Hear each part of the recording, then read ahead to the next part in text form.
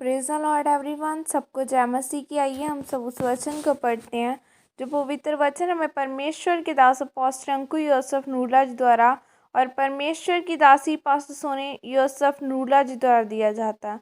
आइए हम उस वचन को पढ़ते हैं। परमेश्वर के साथ व्यक्तिगत संबंध बनाएं, जैसे कि वचन निर्गमन 16 की 3 आयत में लिखा है।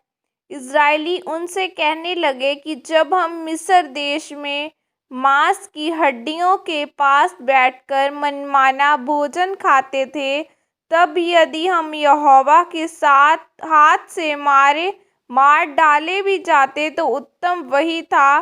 पर तुम हमको इस जंगल में इसलिए निकाल ले आए हो कि इस सारे समाज को भूखे मार डालो। मेरे प्रियो, आप जानते हैं कि जब आप मसीह में आते हैं और जब आप परमेश्वर को मूसा की तरह व्यक्तिगत रूप से समझ जाते हैं, तो फिर आप आम इंसान नहीं रहते बल्कि एक खास इंसान बन जाते हैं।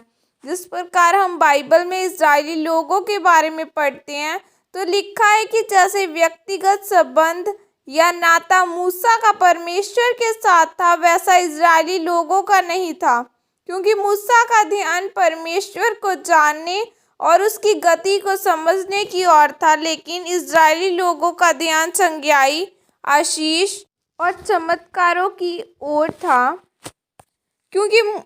लेकिन इज़राइली की ओर था, उनका दिल परमेश्वर से दूर था। और यही कारण था कि जो काम मूसा ने किए वह इज़राइली लोग नहीं कर पाए। मूसा परमेश्वर का ऐसा दास था जो 40-40 दिन पहाड़ पर बिना खाए पिए रहता था और यही प्रार्थना करता था कि परमेश्वर मुझे अपनी गति को समझा और अपना तेज दिखा। और वह परमेश्वर का ऐसा दास खास था जिसने परमेश्वर की पीठ पर का दर्शन किया था।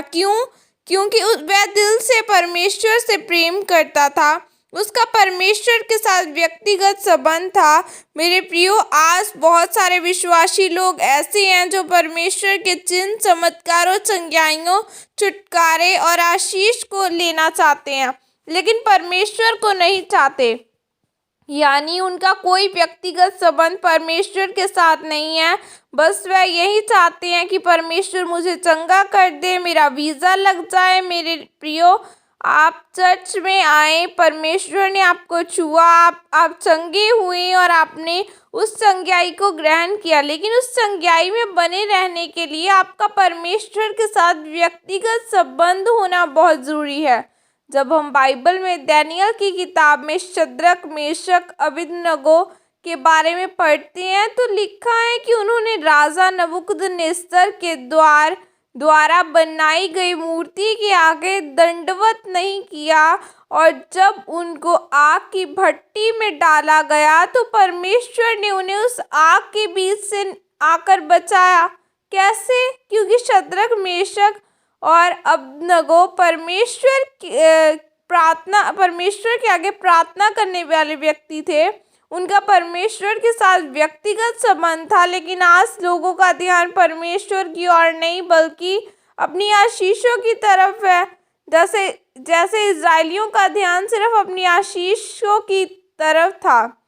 जब आपका ध्यान सिर्फ अपनी चंगाई, आशीष की तरफ होता है, लेकिन परमेश्वर को जानने की तरफ नहीं होता, तो फिर आप इज़राइलियों की तरह कुड़कुड़ाते हैं, वह विचार करते हैं, पाप करते हैं, फिर आप अपनी चंगाई और आशीष को नहीं ले सकते। इसलिए मेरे प्रियो, याद रखें, परमेश्वर सब कुछ जानता है। अगर आप मूसा और शद्रक, मेशक और अबेदनगो की तरह आशीष को चाहते हैं तो परमेश्वर और उसके दिल को समझें, उसके साथ अपना व्यक्तिगत रिश्ता बनाएं, अपनी व्यक्तिगत प्रार्थना को बढ़ाएं और परमेश्वर को दिल से प्यार करें। तब परमेश्वर आपकी तरफ देखेगा और आपको आशीषित करेगा। आमीन। यह अंगीकार आपके द्वारा किया जाए।